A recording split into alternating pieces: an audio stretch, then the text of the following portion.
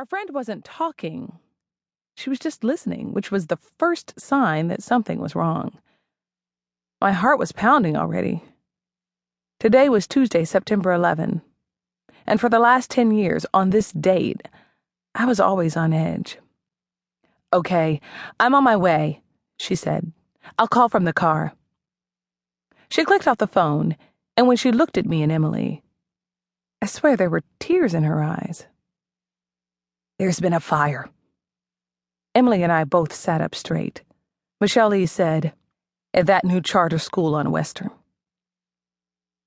"That would be Chauncey's firehouse," I breathed. "Jamal's there today, too," Emily said, as if she needed to remind me that her husband worked with mine. I'd hardly recognized Emily's voice, so different from the glee that was inside her a few minutes ago. Emily asked Leigh, "What else did they tell you?" Leigh shook her head. "No names. But more than 20 children were taken to the hospital." Then her eyes moved between me and Emily, and 3 firefighters were rushed to the hospital as well. "Oh no," I moaned, and Emily took my hand. "Don't go there," Leigh said, moving straight into her elder role. She was the oldest of the 3 of us, even if only by 19 days. "This doesn't mean that any are your husbands. Let's not start worrying." "I've got to get over there." Emily said what I was thinking. Leigh nodded. "We'll take 1 car. I'll drive." She scooted her chair away from the table and marched toward the hostess stand to pay the bill. It took me and Emily a couple of seconds to follow, as if our brains were just a little behind. Finally, we jumped up and grabbed our purses and sweaters, leaving our half-eaten dishes right there on the table.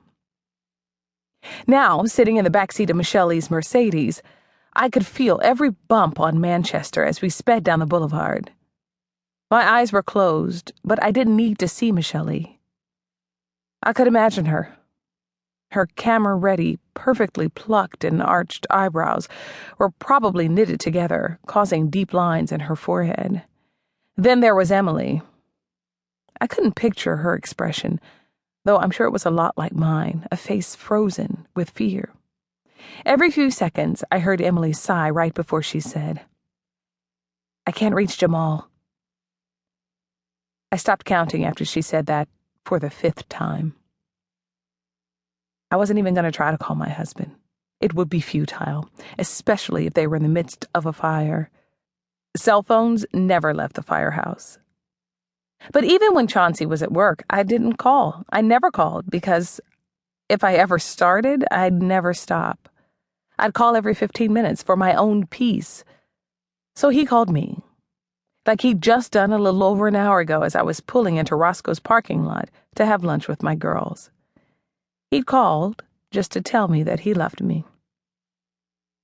It sounded like Command Central in the front of the car, with Emily and Leigh doing what they did best, taking control. So I did what I knew.